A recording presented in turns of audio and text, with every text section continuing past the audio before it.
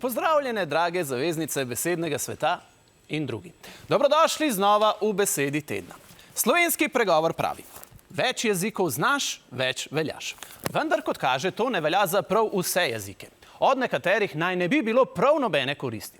Tako vsaj menijo na Slovenski akademiji znanosti in umetnosti, ko gre za albanščino, bosanščino, črnogorščino, hrvaščino, makedonščino in srbščino. Možnost učenja teh jezikov na slovenskih šolah naj ne bi koristila ne Sloveniji, ne njenemu prebivalstvu. V stranki NSI so še bolj nabrusili jezik in posvarili, da bi denimo navadna šolska ura albanščine v neki slovenski šoli s 4 ali 5 otroki v razredu cel svet spravila s tečajev. Zveni zelo, zelo resno, zato so prestrašeni spletni komentatorji pod to novico brž zapisali, da naj govorci omenjenih jezikov svoj materni jezik raje zadržijo za zobmi. Na delu imamo stigmatizacijo, oziroma v tem primeru jezikmatizacijo, naša nova beseda tedna. Jezikmatizacija je opredeljevanje določenega jezika za manj sprejemljivega, s čimer določeni manjšinski skupini prebivalstva onemogočamo ohranjanje znanja maternega jezika.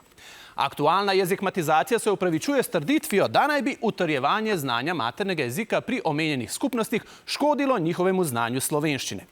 Ta logika pa je skregana z osnovno jezikoslovno enačbo, ki pravi, da boljša kot je osnova v maternem jeziku, boljše so tudi možnosti za učenje drugih jezikov, tudi slovenščine.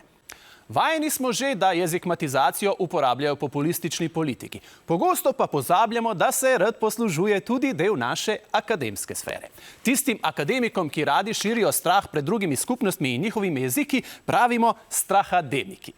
No, omenjeni jeziki oziroma možnost njihovega učenja v šolah so hitro odleteli ven iz novega zakona o uresničevanju kulturnih pravic skupnosti narodov nekdanje SFRJ, prav pod pritiski strahademikov in jezikmatizacije, ki je bila naša tokratna beseda tedna.